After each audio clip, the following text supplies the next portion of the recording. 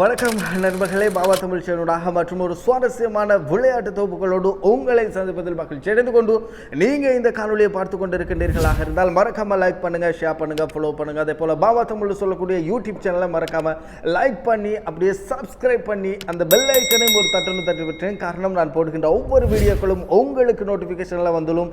இப்போ வாங்க இந்த வீடியோக்குள்ளே போகலாம்.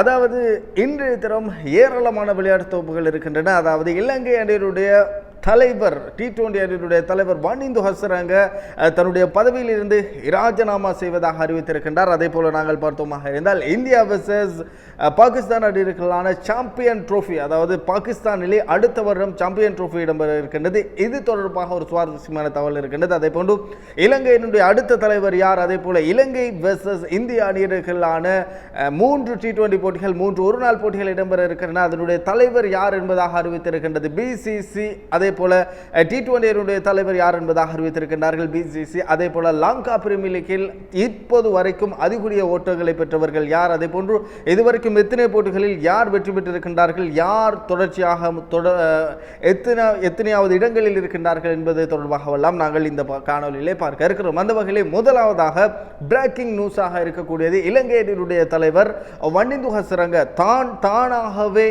தானாகவே எண்ணி இலங்கை கிரிக்கெட் சபைக்கு நேற்றைய தினம் கடிதம் ஒன்றை அனுப்பியிருக்கின்றார். தான் T20 அணியில், அதாவது தான் T20 அணி தலைமை பதவியிலிருந்து தான் விலகுவதாகவும், தான் சுயமாகவே எடுத்துக்கொண்ட முடிவு, எனவே நான் விலகுவதாகவும், அதே போல தான் அணிக்காக தன்னால் என்ன முடியுமோ, ஒரு தலைவர் இல்லாமல் ஒரு வீரனாக தன்னால் என்ன முடியுமோ அதனை செய்வேன் என்பதாக இலங்கை கிரிக்கெட் சபைக்கு வாக்குறுதி அளித்திருக்கின்றார். எனவே இலங்கை அணியினுடைய T20 தலைவர் தற்பொழுது வனிந்து ஹசரங்க, இலங்கை T20 அணியினுடைய தலைவராக இருந்த முன்னாள் வனிந்து ஹசரங்க அவர் ராஜினாமா செய்வதை அடுத்து அடுத்த T20 அணியின் இலங்கை தலைவர் யார் என்பதாக பரவலாக பேசப்பட்டு கொண்டிருக்கிறது. குறிப்பாக T20 அணியினுடைய வைஸ் கேப்டனாக இருக்கக்கூடிய சரித் அசலங்க அணியினுடைய தலைவராக நியமிக்கப்படலாம், அல்லது தனஞ்சேடி சில்வா டெஸ்ட் அணியினுடைய தலைவராக இருக்கிறார், அவர் நியமிக்கப்படலாம் என்பதாக பலராலும் பல பேச்சுக்கள் பேசப்பட்டு கொண்டிருக்கின்றன. பொறுத்திருந்து பார்ப்போம் யார் இலங்கையினுடைய T20 அணியினுடைய, அதாவது இந்திய அணிக்கு எதிரான போட்டியில் யார் தலைவர் என்பதாக நாங்கள் பார்ப்போம். அந்த வகையில் வனிந்து ஹசரங்கவினுடைய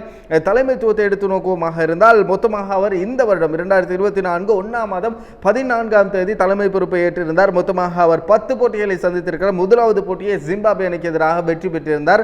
10 போட்டிகளில் அவர் தலைமை பொறுப்பை ஏற்று 6 போட்டிகளில் வெற்றியடைந்து 4 போட்டிகளில் தோல்வியடைந்திருக்கிறார். உண்மையிலே ஒரு வின்னிங் கேப்டன், குறிப்பாக ஒரு 60% அவருக்கு வெற்றி வாய்ப்பு அதிகமாக இருந்திருக்கின்றது. எனவே அவர் வெற்றியடைந்த ஒரு தலைவராக கூட இருக்கிறார். குறிப்பாக சந்திமலுக்கு அடுத்தபடியாக, அதாவது ஒரு வின்னிங் கேப்டனாக, மஹில ஜெயவர்தனைக்கு அடுத்தபடியாக ஒரு வின்னிங் கேப்டனாக இருக்கின்றார் வனிந்து ஹசரங்க என்பது குறிப்பிடத்தக்கக்கூடிய ஒரு அண்மை காலமாக வனிந்து ஹசரங்கவுடைய பெருஃபேர்கள், அதே போல வனிந்து ஹசரங்கவுடைய நடத்தைகள் ஒரு கீழ்த்தரமாக இருப்பதனால் அவருக்கு இலங்கை ரசிகர்கள் மிக பெரும் எதிர்ப்போடு இருந்தார்கள். அதாவது வனிந்து ஹசரங்கவை தலைமை பதவியிலிருந்து இல்லாமலாக்க வேண்டும், அதே போன்று அவருடைய நடத்தைகள் பிடிக்கவில்லை என்பதாக பலராலும் பல பக்கங்கள் சமூக வலைத்தளங்களூடாக பேசப்பட்டுக் கொண்டிருந்தனர். எனவே அவர் தலைமை பதவியிலிருந்து விலகி இருப்பது, அவராகவே தேர்ந்தெடுத்து விலகி இருப்பது என்பது அவருக்கு நல்லது என்பதால். அடுத்தபடியாக நாங்கள் பார்த்தோமாக இருந்தால் இலங்கை வெர்சஸ் இந்தியா அணிகளுக்கான போட்டி, அதாவது ஜூலை 26ஆம் தேதி இந்த போட்டிகள் இடம்பெற இருக்கின்றன. முதலாவது T20 போட்டி, குறிப்பாக இந்த போட்டிக்கான அட்டவணை இலங்கை கிரிக்கெட் சபையினால் வழங்கப்பட்டிருக்கிறது. இந்த மைதானம் என்பதாக கூறப்பட்டிருக்கின்றது. எல்லாரும் எதிர்பார்த்தோம் தம்புள்ள ரங்கிரி மைதானம் என்பதாக இல்லை. முதலாவது T20 போட்டி 26ஆம் தேதி இடம்பெற இருக்கின்றது பல்லேகலை மைதானத்தில். இரண்டாவது T20 பல்லேகலை மைதானத்தில் 27ஆம் தேதி, அதே போன்று மூன்றாவது T20 29ஆம் தேதி பல்லேகலை மைதானத்தில். அதுக்கு அடுத்தபடியாக ஒரு நாள் போட்டிகளை பொறுத்தவரையிலே ஒரு நாள் போட்டி, அதாவது ஆகஸ்ட் மாதம் 1ஆம் தேதி ஒரு நாள் போட்டி, அதற்கு பிறகு ஆர் பிரேமதாச மைதானத்திலே இரண்டாவது போட்டி 4ஆம் தேதி அது ஆர் பிரேமதாச மைதானத்தில், அதே போன்று மூன்றாவது போட்டியும் 7ஆம் தேதி ஆர் பிரேமதாச மைதானத்தில் என்பது குறிப்பிடத்தக்கக்கூடிய ஒரு. அதே போன்று இந்திய அணியினுடைய T20 அணியினுடைய தலைவராக அது எல்லாரும் அறிந்த விடயம் யார் என்பதாக அது எல்லாருக்கும் தெரியும்.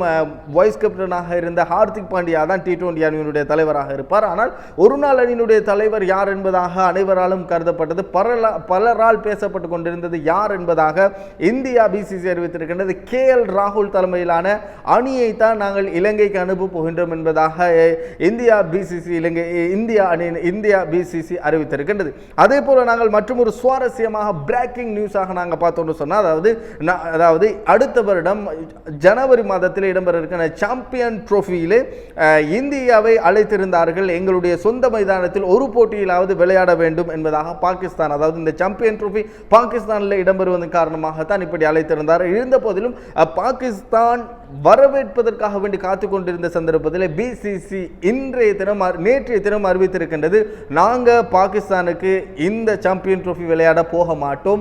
இந்த சாம்பியன் ட்ரோஃபி நடுநிலையில தான் நடக்கணும், குறிப்பாக துபாயில் நடக்கணும், துபாய் ஷார்ஜா மைதானத்தில் நடக்கணும், அப்படி இல்லாட்டி இலங்கையில் நடைபெற வேண்டும் என்பதாக ஒரு வேண்டுகோளை விடுத்திருக்கின்றார்கள். பிசிசி வேண்டுகோள் விடுத்திருக்கின்றார்கள் ஐசிசிக்கு. பொறுத்திருந்து பார்ப்போம், அதை ஏற்று ஐசிசி அதனை ஏற்று ஷார்ஜாவிலோ அல்லது இலங்கையிலோ இந்த போட்டியை நடத்துவார்கள் என்பதாக பார்ப்போம். ஆனால் பாகிஸ்தான் அணி எதிர்பார்த்திருந்தார்கள், பாகிஸ்தான் கிரிக்கெட் சபை எதிர்பார்த்திருந்தது இந்தியா வரும் என்பதாக. ஆனால் இந்தியா வரவில்லை. இதற்கு அதாவது இந்த போன வருடம் இடம்பெற்ற உலகக்கிண 50 ஓவர்கள் கொண்ட உலகக்கிண போட்டியில் பாகிஸ்தான் இந்தியா போயிருந்தமை குறிப்பிடத்தக்கக்கூடிய ஒரு இருந்தாலும் இதற்காக வேண்டி பாகிஸ்தான் கிரிக்கெட் சபை என்ன கூறப்போகின்றது என்பதாக நாங்கள் தொடர்ந்து பார்க்க இருக்கிறோம். அதே போல நாங்கள் பார்த்தோமாக இருந்தால் லங்கா பிரீமியர் லீக் கிரிக்கெட் சுற்று போட்டி சுவாரஸ்யமாக இடம்பெற்றுக் கொண்டிருக்கிறது. அந்த வகையிலே நாங்கள் பார்த்தோமாக இருந்தால் நேற்றைய தினம் எந்த விதமான போட்டிகளும் இல்லை.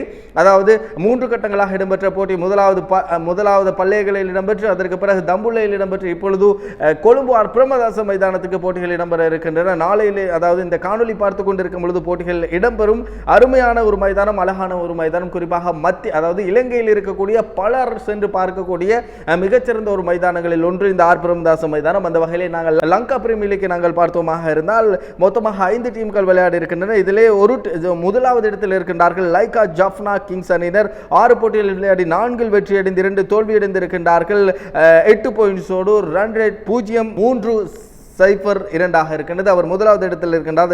காலி மாவஸ் 6 போட்டியில் விளையாடி 4 வெற்றி அடைந்திருக்கின்றார்கள், 2 லோஸ்ட், அதே போன்று 8 புள்ளிகளோடு 0.170 அவர்களுடைய ரன் ரேட் இருக்கின்றது. அவர்கள் 2வது இடம். 3வது இடம் கொழும்பு ஸ்ட்ரைக்கர்ஸ் 5 போட்டிகளில் விளையாடி 2 வெற்றி 3 தோல்வி 4 பாயிண்ட்ஸோடு 3வது இடம். அதே போன்று தம்புள்ள சிக்ஸஸ் 5 போட்டியில் விளையாடி 2 வெற்றி 3 தோல்வி, இவர்கள் 4ஆம் இடம். அதே போல கேண்டி ஃபால்கஸ் அணியினர் 6 போட்டியில் விளையாடி 2 வெற்றி 4 தோல்வி அடைந்து இவர்கள் மறைபெருமானத்திலே 5வது இடத்திலே இருக்கின்றார்கள். பொறுத்திருந்து பார்ப்போம். இன்னும் 3-4 போட்டிகள் இருக்கின்றன. அதனை தொடர்ந்து அரையிறுதி போட்டிக்கு வரும்.